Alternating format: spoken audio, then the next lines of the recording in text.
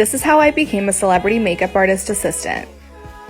I moved to LA in 2016 and attended a makeup school called Makeup Designery. While I was in makeup school, I began to email and DM every celebrity makeup artist I could possibly find asking to assist with them. My very first assisting job was with Rachel Goodwin at the Oscars in 2017 with Emma Stone. For a few years, I was constantly networking and reaching out to other artists that I admired. First impression was everything, and I would make sure that I would be the best assistant on that very first day so that they would never want to work another job without me. I've now had the opportunity to work with so many artists that I admire and so many celebrities as well.